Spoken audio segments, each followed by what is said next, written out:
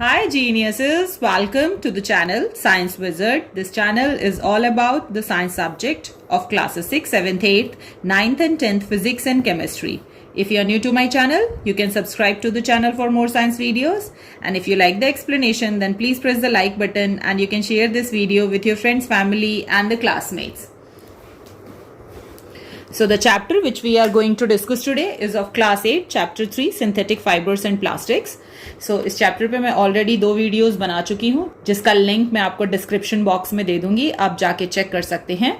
और today we are going to discuss our last topic of the chapter, that is the plastics. Okay, so generally जो plastics word है अगर आप देखोगे तो आपके घर में ऑलमोस्ट मोर देन 50% चीज़ें जो हैं that is made up of plastic. ठीक है, आप जो बकेट्स यूज़ करते हो, बाल्टियाँ यूज़ कर रहे हो, जो मग्गे यूज़ कर रहे हो, जो टूथब्रश यूज़ कर रहे हो आप, ठीक है, कोई भी जो मैक्सिमम किचन में जो कंटेनर्स यूज़ किए जाते हैं कोई भी सामान रखने के लिए, they are all made up of plastics. ठीक है, सो जनरली ये जो प्लास्टिक वर्ड है, ठीक है, ये किस मटेरियल के लिए हम ये यूज़ करते हैं वर्ड प्लास्टिक.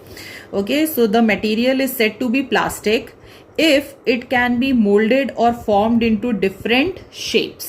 Okay, so कोई भी ऐसा मटेरियल जिसको कि पिघला के, ठीक है, अगर आप उसको मोल्ड कर सकते हैं. मोल्ड का मतलब होता है, जैसे मान लो कि अगर मुझे प्लास्टिक का कप बनाना है, ठीक है, तो मैंने प्लास्टिक को मेल्ट करा और एक मोल्ड बनाया है मैंने जो कि कप के शेप का है. ठीक है, तो मैं प्लास्टिक को मेल्ट करके उसमें डाल दूंगी और थोड़ी देर बाद जब वो प्लास्टिक हार्डन होगा तो that converts into the shape of the cup. ठीक है, तो जनरली कोई भी ऐसा मटेरियल जिसको कि मोल्ड किया जा सकता है पिघला के और डिफरेंट शेप्स में कन्वर्ट किया जा सकता है, ऐसे मटेरियल को हम प्लास्टिक कहते हैं. तो जनरली जो डो और प्लास्टिसिन्स होते हैं वो भी प्लास्टिक कहलाते हैं. So is clay and the heated glass. तो आप सबने क्ले से खेला होगा स्कूल में, ठीक है, या घर पे भी आजकल बच्चे क्ले से खेलते हैं, डिफरेंट शेप्स बनाते हैं. ठीक है, तो ये जो क्ले होता है that is of the different type. जैसे एक होता है जो सिरेमिक क्ले होता है. ठीक है, सिरेमिक जो होता है उससे आपके बेसिकली जो कप्स और प्लेट्स बनाए जाते हैं, चीनी मिट्टी के बर्तन. ठीक है, दूसरा जो सिरेमिक क्ले होता है that is the water based clay. ठीक है, दूसरा जो होता है that is the plasticine clay. ये जो होता है ये ऑयल बेस्ड क्ले होता है, द प्लास्टिसिन्स वन. ओके, फिर हीटेड ग्लास जो होते हैं, हीटेड ग्लास का मतलब होता है कि बहुत सारे ग्लास जो ऐसे होते हैं जिनको कि मेल्ट करके you can change them into different shapes. Okay, so जो बहुत सारे ग्लास ऐसे होते हैं जिसमें कि प्लास्टिक मटेरियल यूज किया जाता है. सो जनरली जो वर्ड प्लास्टिक है वो कॉमनली यूज किया जाता है बहुत सारी जो ह्यूमन मेड मटेरियल्स हैं जो कि मोल्डेड हो सकते हैं इनटू द डिजायर्ड शेप और ड्रॉन इनटू फाइबर. ड्रॉन के केस में हमने देखा था कि जो वुड पल्प है उसको पहले सोक किया जाता है into the basic solution that is the sodium hydroxide solution and then it become the thick liquid और फिर उसको पास किया जाता है through the machine that is called the spinneret. ठीक है, जिसके थ्रू वहां पे वो ड्रॉन होते हैं इनटू द फाइबर्स. ठीक है, सो बेसिकली कोई भी ऐसा मटेरियल जिसको कि मोल्ड कर सकते हैं इनटू द डिजायर्ड शेप और उसको ड्रॉन कर सकते हैं इनटू द फाइबर, तो they are called the plastics. अब ये जितने भी मटेरियल हैं इन सब में कॉमन प्रॉपर्टी है that they are made up of polymers और इट्स अ सिंथेटिक फाइबर और अ प्लास्टिक. ठीक है, ये सब के सब किससे बने होते हैं? All these material are made up of polymers. Polymers क्या होते हैं? पॉलीमर्स जो होते हैं वो ह्यूज मॉलिक्यूल्स होते हैं जो कि फॉर्म होते हैं जब बहुत सारे थाउजेंड्स ऑफ स्मॉल मॉलिक्यूल्स एक दूसरे के संग कंबाइन करते हैं. और वो जो थाउजेंड्स ऑफ मॉलिक्यूल एक दूसरे के संग कंबाइन करते हैं they are called the monomers. और जो साइंटिस्ट हैं उन्होंने क्रिएट किया है enormous range of the human made plastics with the different properties.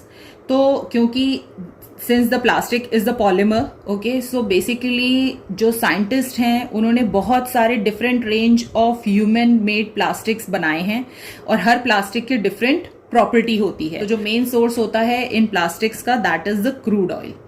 अब प्लास्टिक्स जो होते हैं that can be classified into 2 groups depending on their reaction to the heat.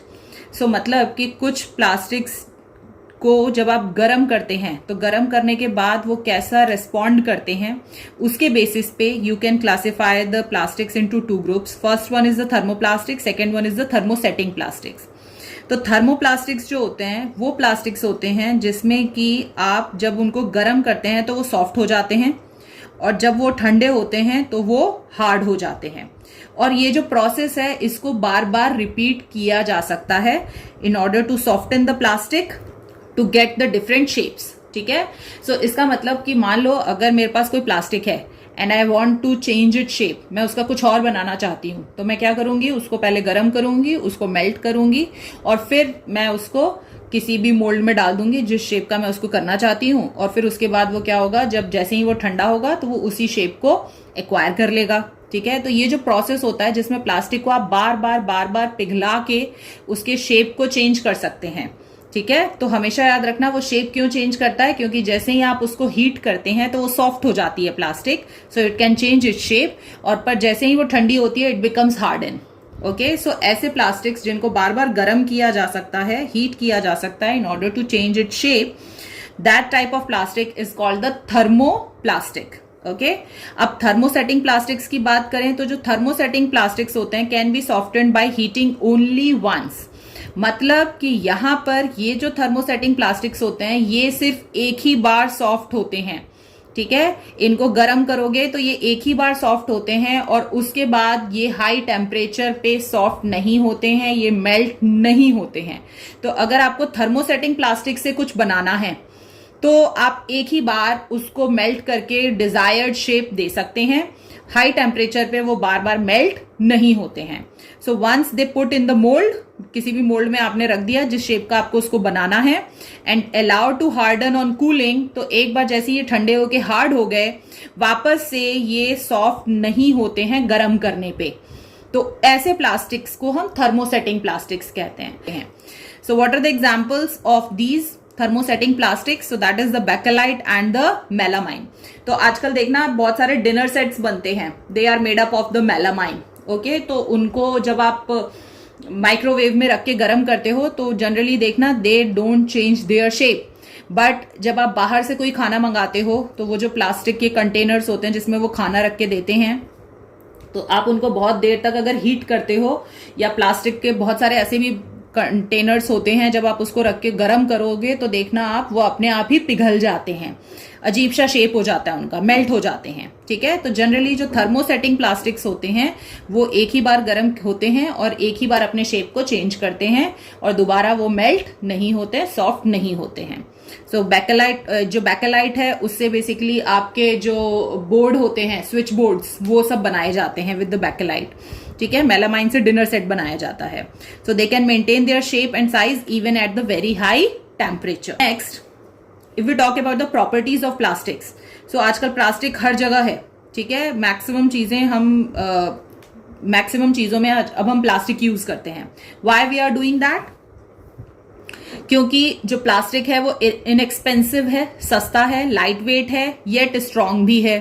ठीक है. तो जनरली आप देखना, पहले अपने दादाजी से पूछोगे तो वो लोग स्टील की बाल्टियां यूज करते थे. तो जो बाल्टी है वो इटसेल्फ इतनी हैवी होती थी, उसमें पानी डाल लो तो वो बहुत भारी हो जाती थी. ठीक है.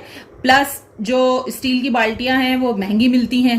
ठीक है. या फिर किचन में जो कंटेनर्स पहले यूज किए जाते थे वो स्टील के कंटेनर्स यूज किए जाते थे, पर वो महंगे मिलते हैं. पर जो प्लास्टिक है वो सस्ती भी है, प्लस हल्की भी है और स्ट्रांग भी है, तो इसीलिए उसको रिप्लेस कर दिया गया प्लास्टिक से मैक्सिमम जगह पर. Next, they can be made thin and flexible as well as thick and tough. ठीक है. तो डिपेंडिंग अपॉन द रिक्वायरमेंट, आपकी कैसी रिक्वायरमेंट है, जो प्लास्टिक्स हैं उनको बहुत ही पतला और फ्लेक्सिबल भी बनाया जा सकता है, या फिर बहुत थिक और टफ भी बनाया जा सकता है. ओके. ट्रांसपेरेंट भी बना सकते हैं, उनको कलर्ड भी बना सकते हैं, सॉफ्ट भी होते हैं, हार्ड भी होते हैं, स्मूथ भी होते हैं, रफ भी होते हैं. Next, they are non biodegradable. ठीक है. बायो का मतलब होता है नेचर, डिग्रेडेबल का मतलब होता है जो डिग्रेड हो रहे हैं, जो खराब हो रहे हैं, जो सड़ रहे हैं. तो ये नॉन बायोडिग्रेडेबल है, मतलब कि ये सड़ते नहीं हैं. ठीक है. सड़ने का मतलब क्या है, डिग्रेड होने का मतलब क्या है, कि जब कोई नेचुरल सब्सटेंस, जब कोई ऑर्गेनिक सब्सटेंस, जैसे पेड़ हैं, पौधे हैं, ह्यूमन बीइंग्स हैं, ठीक है, जब ये लोग डेड होते हैं तो जो माइक्रो ऑर्गेनिजम्स होते हैं सॉइल में, ठीक है, वो उनको डिग्रेड कर देते हैं. और डिग्रेड करके they convert them into the water and the carbon dioxide, ठीक है, वो जो कि सॉइल के संग मिल जाता है, जो भी न्यूट्रिएंट्स होते हैं again mixed with the soil. But जो प्लास्टिक होता है वो नॉन बायोडिग्रेडेबल है, मतलब जो माइक्रो ऑर्गेनिजम्स प्रेजेंट हैं सॉइल में वो उसको डिग्रेड नहीं कर सकते हैं, जिसके कारण कि ये बहुत ज्यादा ड्यूरेबल होता है, मतलब बहुत ज्यादा लंबे समय तक चल सकता है, ठीक है।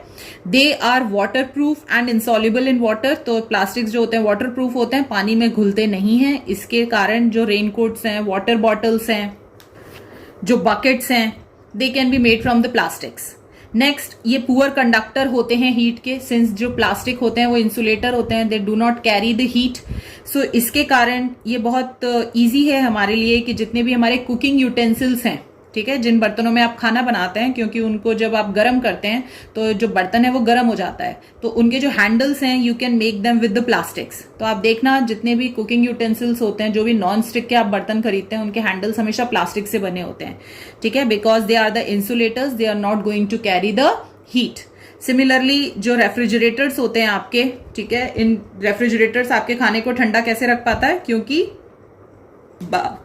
बाहर की जो हीट है वो उसके अंदर एंटर नहीं होती है, तो वहां पे इंसुलेटिंग वूल यूज किया जाता है रेफ्रिजरेटर में to prevent the heat from the outside entering the refrigerator, ठीक है। तो ये इंसुलेटिंग वूल जो होता है यहाँ पर ये क्या करता है कि बाहर के हीट को रेफ्रिजरेटर में अंदर एंटर नहीं होने देता है, जिसके कारण कि जो रेफ्रिजरेटर का टेम्परेचर है वो कम रहता है, ठंडा रहता है।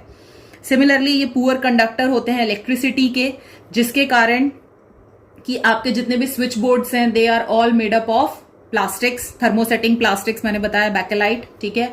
दूसरा अगर आप देखेंगे तो जितने भी इलेक्ट्रीशियंस होते हैं, ठीक है, वो जितने भी टूल्स यूज करते हैं like screwdriver, okay, so उनके जो हैंडल्स होते हैं they are all made up of the plastics, okay. Similarly जो आपके वायरिंग की जाती है आपके घर में, जो वायर में एक सब्सटेंस होता है, ये वाला जो आपको दिख रहा है, दिस इज द कॉपर और एल्यूमिनियम, बट उसके ऊपर आप देखना डिफरेंट कलर्स की ये जो प्लास्टिक की कोटिंग की जाती है, ठीक है, ब्लू हो सकते हैं, ग्रीन हो सकते हैं, ब्लैक हो सकते हैं। सो ये जो कोटिंग की जाती है इसलिए की जाती है क्योंकि बिकॉज अगर कोई गलती से इन वायर्स को टच भी कर ले तो उनको शॉक नहीं लगे, because they are bad conductor of electricity. So इसीलिए जो इलेक्ट्रिकल वायर्स होते हैं और जो कॉर्ड होते हैं इलेक्ट्रिकल अप्लायंसेस के, ठीक है, और जो केबल्स होते हैं वो सब, उन सब में प्लास्टिक कोटिंग की जाती है। Next, they have no reaction with the water and air. जो प्लास्टिक है वो वाटर और एयर के संग कोई रिएक्शन नहीं करता, वो खराब नहीं होता है, बहुत ड्यूरेबल होता है, लंबे समय तक चल सकता है। तो जनरली मैंने पढ़ाया था आपको मेटल एंड नॉन मेटल में कि जो मेटल्स होते हैं वो क्या करते हैं, जो एयर होता है, जो वाटर होता है, उसकी प्रेजेंस में वो कोरोड हो जाते हैं, ठीक है। जैसे लोहे का आपने देखा है ना, आयरन जो होता है, आयरन क्या करता है, जैसे ही वो वाटर और एयर के कांटेक्ट में आता है, मतलब पानी और ऑक्सीजन के कांटेक्ट में, तो वहां पे उसकी रस्टिंग शुरू हो जाती है, वहां पे रस्ट फॉर्मेशन होने लगता है। सिमिलरली आपने कॉपर के बर्तन में भी देखा होगा, जो पूजा के लिए कॉपर के बर्तन यूज करते हैं, जब आप लाते हैं तो उनपे बहुत अच्छी शाइन होती है, बट धीरे धीरे करके उनके ऊपर एक लेयर डिपॉजिट होने लगती है। तो जनरली जो मेटल्स हैं they can easily corrode in the presence of water and air, but जो प्लास्टिक होता है वो कोई रिएक्शन नहीं करता है वाटर और एयर के संग। तो इसीलिए जो अचार होते हैं, because they are acidic, pickles जो होते हैं एसिडिक होते हैं, ठीक है, तो इसीलिए उनको मेटल के बर्तनों में स्टोर नहीं किया जा सकता, क्योंकि जो एसिड होता है in the pickles it can easily corrode the metal utensil, ठीक है। तो इसीलिए उसको या तो आप प्लास्टिक के बर्तन में स्टोर करके रख सकते हैं या फिर सिरामिक के बर्तन में, चीनी मिट्टी के बर्तन में आप इसको स्टोर कर सकते हैं। सो दैट्स वाई, क्योंकि ये रिएक्ट नहीं करते हैं वाटर और एयर के संग, तो इसीलिए इनको यूज किया जाता है in order to store the chemical such as acids. अब प्लास्टिक्स के इतने सारे फायदे हैं तो बहुत अच्छा है हमारे लिए, बट अगर देखा जाए तो what are the problems which we are facing with the plastics, ठीक है। So when the plastic we are introduce, जब नए प्लास्टिक्स इंट्रोड्यूस किए गए थे तो उस वक्त बहुत अच्छा लग रहा था हमें। क्यों? क्योंकि ये बहुत ही जबरदस्त मटेरियल है, एक तो सस्ता है, लाइट वेट है, बहुत लंबे समय तक चलता है, किसी के साथ रिएक्शन नहीं करता है, ना इलेक्ट्रिसिटी कंडक्ट करता है ना हीट कंडक्ट करता है, ओके। सो ये बहुत ही अच्छा मटेरियल माना जाता था, but as and when due to the increase in population इसका जो यूज है वो बढ़ने लगा, ड्यू टू इट्स डिमांड, ठीक है। तो इसके डिमांड के कारण जो इसका प्लास्टिक्स का जो यूज है वो बढ़ने लगा, ठीक है। और अब जो प्लास्टिक है वो बहुत ही सीरियस वर्ल्ड वाइड एनवायरमेंटल और हेल्थ कंसर्न बन गया है। इसका मतलब कि जो प्लास्टिक्स हैं वो आपके एनवायरमेंट के साथ साथ हमारी हेल्थ को भी कहीं ना कहीं खराब कर रहे हैं। ऐसा क्यों है? क्योंकि ये नॉन बायोडिग्रेडेबल होते हैं, ये डिग्रेड नहीं होते हैं। जो सबसे पहला प्लास्टिक बनाया गया होगा वो आज भी इस धरती पर होगा कहीं ना कहीं, और अगले 1000 सालों तक भी वो धरती पर रहेगा, क्योंकि वो डिग्रेड नहीं हो सकता, वो मिट्टी में, पानी में, हवा में मिल नहीं सकता, ठीक है। और उसको बहुत ज्यादा यूज किया जा रहा है। तो whatever the plastic which you are using and throwing it in the nature, ठीक है, इन द एनवायरमेंट, तो वो डिग्रेड नहीं हो रहा, तो वो सब जमा होता जा रहा है कहीं ना कहीं, और किसी ना किसी ढंग से वो हमारी और हमको और एनवायरमेंट को नुकसान पहुंचा रहा है। So one of the most significant environmental problem associated with the plastic is improper disposable of the plastic goods by the people. So generally यहाँ पर जो सबसे ज्यादा प्रॉब्लम फेस करनी पड़ रही है, ठीक है, with the plastic is that improper disposal. Improper disposal का मतलब कि जब आप प्लास्टिक खरीद के लाते हैं, आप उसको यूज कर लेते हैं और फिर उसके बाद जब उसको फेंका जाता है तो बेसिकली जो प्लास्टिक्स हैं उनको प्रॉपर डिस्पोज नहीं किया जाता है, जिसके कारण कि उन प्लास्टिक से बहुत नुकसान उठाने पड़ते हैं। जैसे कि जो प्लास्टिक बैग्स होते हैं, ठीक है, जिनमें आप सब्जियां लेके आते हैं, पॉलिथीन जिनको कहते हैं, जो बॉटल हैं वो सड़कों पे फेंक दी जाती हैं, ठीक है। अब ये जो प्लास्टिक बैग्स और बॉटल्स हैं ये या तो ग्राउंड पे रहेंगे, जमीन पर, या फिर सॉइल में, ठीक है। जहां पे भी रहेंगे वो लंबे साल तक रहेंगे, क्योंकि वो डिग्रेड तो होते नहीं, क्योंकि वो नॉन डिग्रेडेबल हैं, क्योंकि वो माइक्रो ऑर्गेनिजम्स के द्वारा डिग्रेड नहीं होते हैं, ठीक है। अब अगर आप इनको केयरलेसली कहीं भी फेंक देते हैं तो ये क्या करेंगे, ये चोक कर देते हैं किसको, ड्रेन्स को, जो नालियां हैं, ठीक है, चोक कर देते हैं सॉइल को। सॉइल को चोक करने का मतलब क्या हुआ कि जब भी बारिश का पानी आता है तो वो जहां पे भी मिट्टी है उसके थ्रू वो जमीन के अंदर चला जाता है। बट अगर हमने मिट्टियों के ऊपर पॉलिथीन ऐसे ही फेंक रखे हैं, क्योंकि जो प्लास्टिक है दैट इज वाटर प्रूफ, ठीक है, तो जो भी बारिश का पानी है वो जमीन में प्रॉपरली जा नहीं पाएगा, तो वो सॉइल को भी चोक कर देते हैं, ठीक है। हिंडर करते हैं absorption of water by the soil, मतलब जो सॉइल है वो प्रॉपरली वाटर को एब्जॉर्ब नहीं कर पाता है due to the presence of the plastics in it.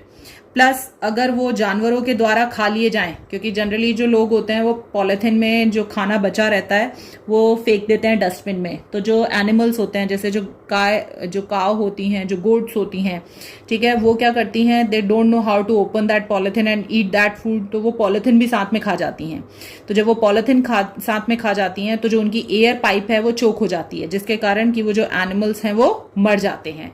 And even the plastic can lead to the cancer also, ठीक है। प्लस प्लास्टिक बैग्स जो होते हैं also contaminate the foodstuff, ठीक है। तो जो प्लास्टिक पॉलिथीन्स में जो गरम चाय लेके एक जगह से दूसरी जगह जाते हैं, प्लास्टिक में कोई भी चीज अगर आप रखते हैं तो जो भी डाई है, ठीक है, प्लास्टिक के ऊपर अगर कुछ लिखा हुआ है या डाई से कुछ कलर किया हुआ है तो that can easily mix with your food, और फिर वो फूड आप खाएंगे तो that can B poisonous for you.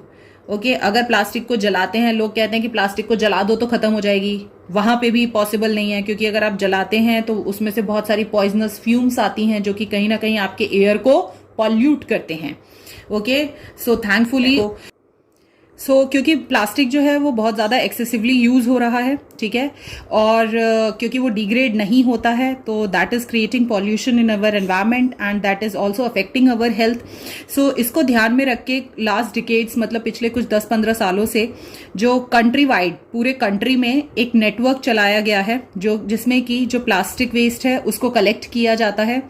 जो रैक पिकर्स होते हैं उनके द्वारा जो रास्ते पे जो भी कूड़ा होता है उनको पिक करते हैं, ठीक है। जो वेस्ट कलेक्टर्स होते हैं और जो वेस्ट डीलर्स होते हैं, तो मेजरली जो भी वेस्ट है, ठीक है, उसमें से जो प्लास्टिक है उसको अलग सेपरेट किया जाता है और फिर उसको रिसाइकल कर लिया जाता है ताकि उसको वापस से रीयूज किया जा सके। तो जनरली अगर आप देखोगे तो ये जो प्लास्टिक वेस्ट है इसमें से 60 to 80% जो प्लास्टिक है वो रिसाइकल हो जाती है, ठीक है, जिससे कि हम उसको वापस रीयूज कर सकते हैं जिससे कि वो हमारे एनवायरनमेंट को उतना नुकसान नहीं पहुंचाती है। बट अगर देखोगे तो मेजरली ये जो पॉल्यूशन क्रिएट हो रहा है ड्यू टू द प्लास्टिक, वो कौन सी प्लास्टिक्स हैं?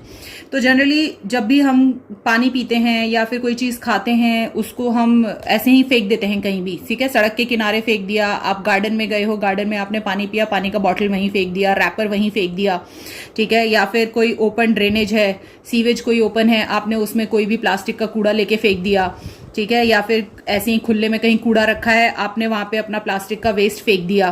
तो बेसिकली ये जो प्लास्टिक ऐसी जगहों पर फेंके जाते हैं, ठीक है, वो रिसाइकल नहीं होते हैं और मेजरली वो ही जाके सॉइल जो होता है उसको ब्लॉक कर देते हैं, ठीक है, ताकि जो रेन वाटर है वो ग्राउंड में ना जा सके, सॉइल वाटर को एब्जॉर्ब ना कर सके, ठीक है, जानवर वही वाला कूड़ा जो है वो खा लेते हैं, जो सड़क पे कूड़ा फैलाया जाता है, फेंका जाता है। तो बेसिकली इन सब चीज़ों के कारण ही बहुत ज़्यादा, इन सब प्लास्टिक्स के कारण ही बेसिकली ये डैमेज हो रहा है एनवायरनमेंट को, जिसके कारण कि बहुत सारे म्युनिसिपल एरियाज जो हैं उन्होंने प्लास्टिक बैन ही कर दिया है अपने एरियाज में, ठीक है, जिससे कि जो प्लास्टिक के द्वारा एनवायरमेंटल पॉल्यूशन कॉज हो रहा है वो ना हो, लाइक इन लद्दाख और सिक्किम, ठीक है। बाकी स्टेट्स भी इसको फॉलो कर रहे हैं, बट जो इसका इम्प्लीमेंटेशन है वो हो रहा है। बट जनरली आप मॉल्स में जाएंगे तो वहां पे आप देखेंगे कि आपको पेपर बैग्स दिए जा रहे हैं, ठीक है। बट अगर आप छोटे लेवल पे देखेंगे तो किराने की जो शॉप्स होती है छोटी छोटी, या फिर आप सब्जी खरीदने जा रहे हैं, ठीक है, या फिर आप दूध लेने जा रहे हैं, तो वो अभी भी प्लास्टिक की पॉलिथीन्स यूज कर रहे हैं, तो वहां पर बहुत ज्यादा सेटिस्फैक्ट्री रिजल्ट्स नहीं मिल पा रहे हैं। Now the next is the conservation action, ठीक है। तो जो प्रॉब्लम है प्लास्टिक पॉल्यूशन के द्वारा वो बहुत ज्यादा सीरियस होती जा रही है और इमीडिएट एक्शन लेना बहुत जरूरी है। Use the reduction of the amount of plastics जो कि पैकेजिंग में यूज किया जाता है और जो कि यूजुअली इमीडिएटली लोग उसको फेंक देते हैं। मतलब कि मान लो आप शॉप पे गए हो, ठीक है, या फिर स्पेंसर में गए हो, तो वो जो पैकेट्स यूज किए जाते हैं ना, जिनमें आपके दाल और चावल पैक किए जाते हैं, तो वो सब जो प्लास्टिक्स या फिर जो जिसमें चिप्स पैक किए जाते हैं, तो ऐसे जो प्लास्टिक के पैकेट्स हैं, ठीक है, उनको कम कर दिया जाए। क्योंकि लोग क्या करते हैं, उनमें से सामान खाली कर लेते हैं और वो जो प्लास्टिक का पैकेट होता है उसको कहीं भी फेंक देते हैं, तो इस ढंग से वो बहुत ज्यादा एनवायरमेंटल पॉल्यूशन कॉज कर रहा है। नेक्स्ट, जो भी प्लास्टिक रिसाइकल हो सकती है उसको रिसाइकल करके रीयूज किया जा सकता है, जिससे कि और ज्यादा प्लास्टिक हमारे एनवायरनमेंट में एड ऑन ना हो। नेक्स्ट, जो प्लास्टिक रैपिंग्स होती हैं और बैग्स होते हैं, ठीक है, तो जैसे सिगरेट होता है ना, सिगरेट के ऊपर वार्निंग लिखी रहती है ना कि this can lead to the cancer, तो वैसे ही प्लास्टिक के रैपिंग्स और बैग्स पे भी ये लिखा होना चाहिए ये डेंजरस है, it can cause the plastic pollution, ठीक है। और शॉपर्स को एनकरेज किया जाना चाहिए, मतलब आप और हम जो जाके शॉपिंग करते हैं, ताकि हम खुद के बैग कैरी करें, या तो आप पेपर बैग कैरी कर सकते हैं, ठीक है, या फिर आप कपड़े का बैग यूज कर सकते हैं, ठीक है, या फिर रिसाइकल्ड पेपर बैग्स भी यूज कर सकते हैं, जिससे कि प्लास्टिक के यूज को कम किया जा सके। आप क्या कर सकते हैं इसमें, you can by the product with the less plastic packaging, तो ऐसे कोशिश करिए ऐसे प्रोडक्ट्स खरीदने की जिनमें कि बहुत कम प्लास्टिक पैकेजिंग यूज होती है, ठीक है। जो कांच के बर्तनों में कोई भी चीज अगर मिल रही है तो कोशिश करिए आप वो परचेज करें, ठीक है। Shopper should use their own bag, जब भी शॉपिंग करने जाते हैं तो अपना कैरी बैग खुद कैरी करिए, जिससे कि आप प्लास्टिक का कोई नया बैग परचेज नहीं कर पाएं, या फिर क्लॉथ बैग यूज करिए। Support the recycling scheme and promote the support for one in the local area, ठीक है। तो खुद भी सपोर्ट करिए रिसाइकलिंग स्कीम को। आप कैसे सपोर्ट कर सकते हैं, आप क्या कर सकते हैं, आपके घर में जो भी प्लास्टिक वेस्ट है उसको अलग से सेपरेट रखिए, जिससे कि जितना भी प्लास्टिक है वो वापस से रिसाइकल किया जा सके। और लोगों को भी गाइड करिए कि instead of mixing all the waste material okay in one dustbin, they can separate the dry and wet waste separately in the different dustbins. Next, practice और प्रमोट करिए proper disposal of the plastic in your home. So इसका मतलब क्या है कि घर में या आप सड़क पे या स्ट्रीट पे कहीं भी जा रहे हैं तो हमेशा कोशिश करिए, जैसे आप शैम्पू के पाउचेस यूज करते हैं या कोई प्लास्टिक का रैपर आपको कहीं भी दिखता है, तो कोशिश करिए कि आप उसको डस्टबिन में फेंकें instead of throwing it in the drainage, क्योंकि वो वहां जाके आपके सीवेज को ब्लॉक कर सकता है, ठीक है। Next, pick up any plastic litre, कोई भी प्लास्टिक का आपको कूड़ा सड़क पे दिखता है कहीं भी, ठीक है, तो उसको प्रॉपर डस्टबिन में डाल दीजिए और दूसरों को भी एनकरेज करिए कि वो ऐसे ही करें। और किसी भी प्लास्टिक लिटर को स्ट्रीट पे या फिर किसी गार्डन में या कहीं भी ऐसी जगह पर मत फेंकिए, ड्रेन में मत फेंकिए, ठीक है, because that can create the environmental pollution. Next, set an example to others, दूसरों के लिए एग्जाम्पल बनिए, पहले खुद करिए और फिर दूसरों को एनकरेज करिए वो चीज करने के लिए। तो एज अ रिस्पॉन्सिबल सिटीजन हमेशा याद रखिए कि 4R प्रिंसिपल यूज कर सकते हैं in order to reduce the plastic pollution. The first one is refuse, कोशिश करिए कि आप पहले प्लास्टिक जितना मैक्सिमम आप अवॉइड कर सकते हैं अवॉइड करिए, प्लास्टिक मत यूज करिए। नेक्स्ट, अगर बहुत जरूरी है तो रिड्यूस करने की कोशिश करिए आप जहां पे रिड्यूस कर सकते हैं। रीयूज कर सकते हैं आप, ठीक है, जो भी प्लास्टिक के कंटेनर्स आप खरीद के लाते हैं अगर उसमें की चीजें खत्म हो गई हैं तो कुछ और उसमें स्टोर कर लीजिए इंस्टेड ऑफ थ्रोइंग इट, ठीक है। या फिर आप जैसे कोको कोला की बॉटल्स होती हैं उसमें आप मिट्टी भर के एज अ पॉट यूज कर सकते हैं। और लास्ट में रिसाइकिल कर सकते हैं आप। तो इस ढंग से आप प्लास्टिक के द्वारा जो पॉल्यूशन कॉज हो रहा है हमारे एनवायरनमेंट में उसको प्रिवेंट करने में आप सपोर्ट कर सकते हैं। So this is it about this chapter. इसके क्वेश्चन आंसर्स के लिए मैंने अपने वेबसाइट का लिंक आपको डिस्क्रिप्शन बॉक्स में दे दिया है, तो आप वहां जाके चेक कर सकते हैं।